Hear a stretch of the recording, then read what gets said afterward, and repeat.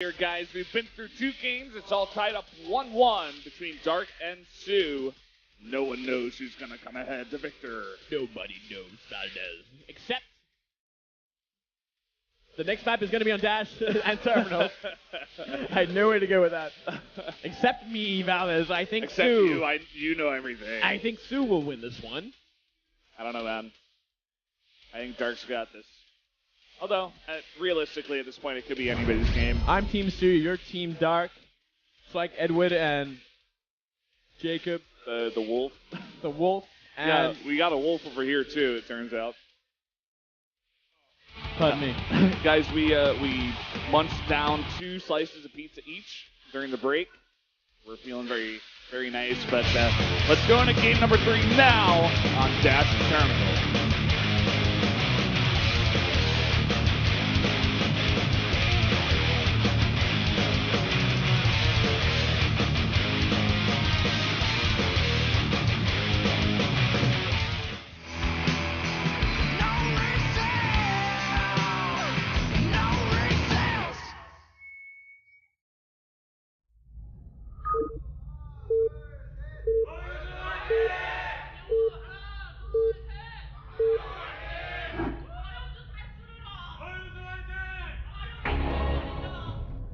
Up here in the north, in the red, from SK Telecom T1, the Hyung, the older brother to Sue.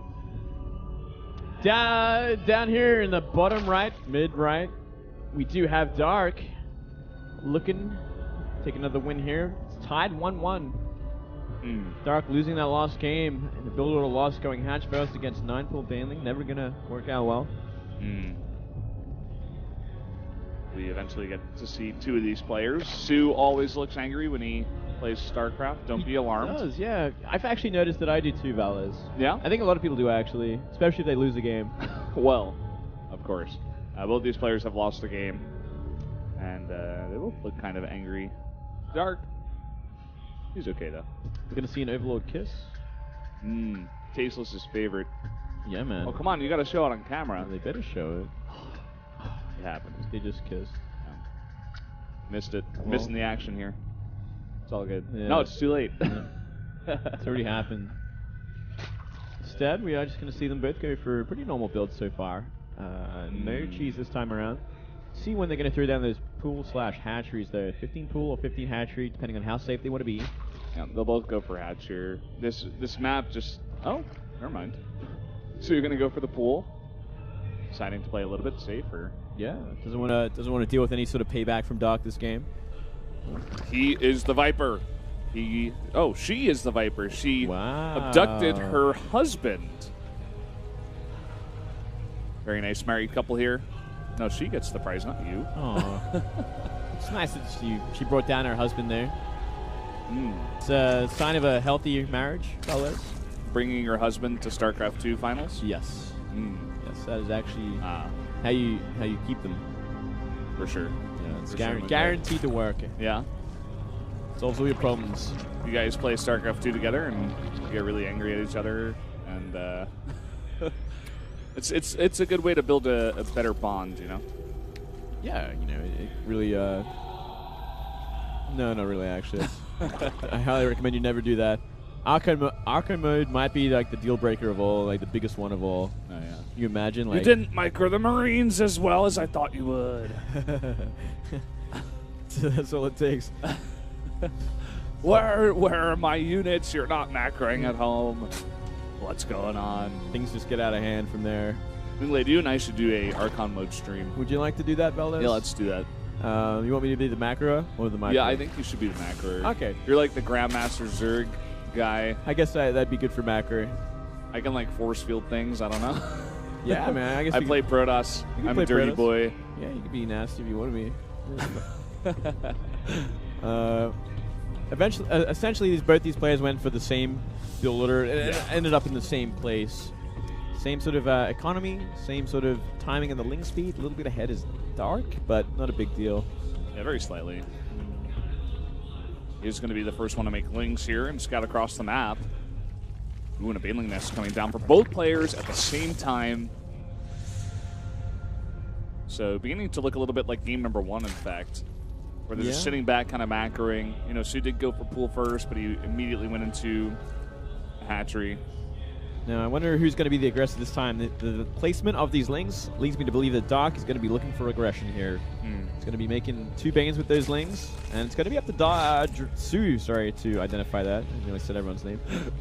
Like, Dark Dreers, classic Dark. That happens, man. It's going to be Sue, though, at the end of all things. And look at that, 14 lings on the way.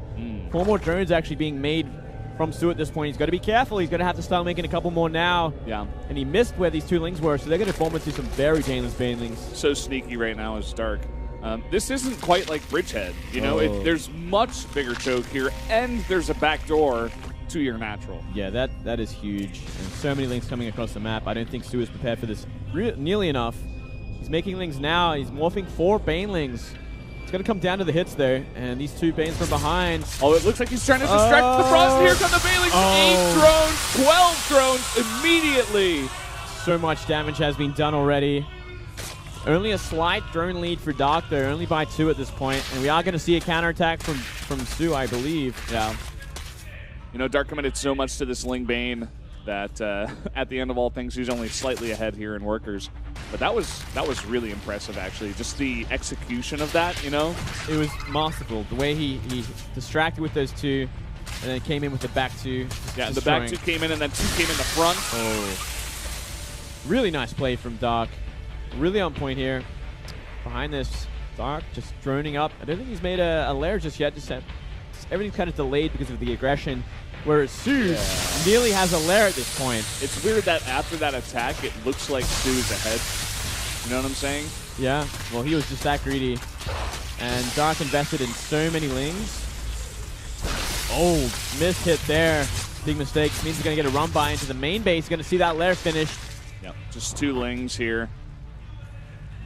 That's pretty huge. Yeah, that is huge. 1 ling goes down. Removes that fear of any sort of baneling in the main. Did he actually get a scout of that spire? He did. Wow. That's pretty insane. The second time that's happened to Sue, where he's going for an early spire and he just gets scouted. Yeah. But this time around, the lair is much later for Dark. So I'm not sure if he's going to be able to really, you know, get up a Nidus network and do what he did in the last game, or game number 1, rather.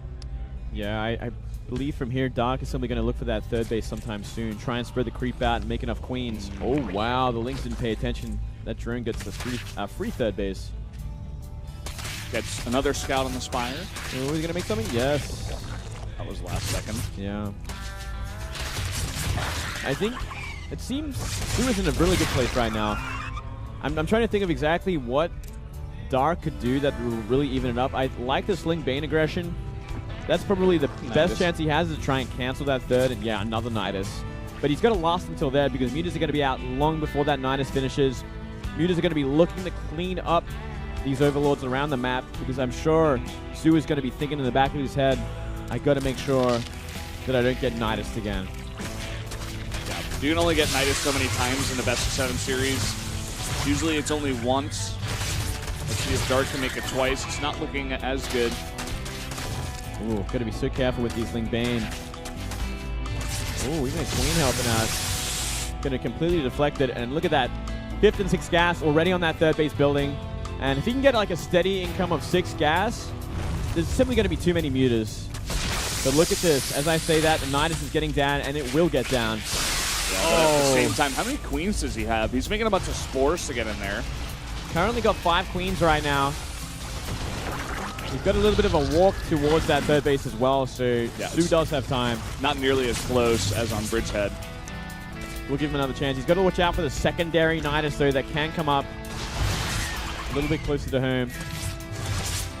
Yeah, there's an Overlord above the 3rd and natural of Sue.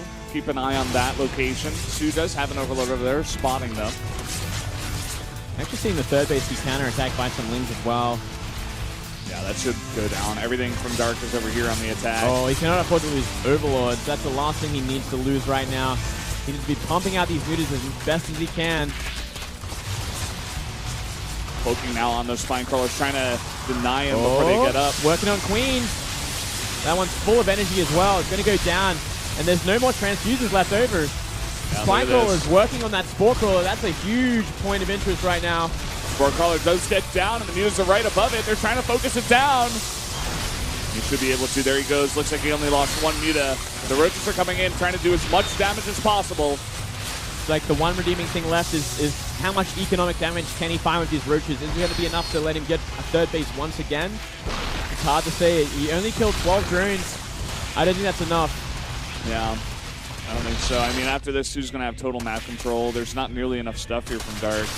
Roach is trying again to get in here and find more drones, but now the mutas there's more than enough mutas at this point to really take care of everything. Trying to get the surrounds on every last roach, and he is going to take out the Nidus network. Which was the Nidus. Now it's an infestation pit. Going to be the follow-up here. So Infestors. It's all about that third base now for Dark. Can he get it down? Can he secure it? He lost his queen. His queen count got reset, but he's been making them at home. Currently sitting at 4. 5 now. There goes down the third base, but here come the mutas.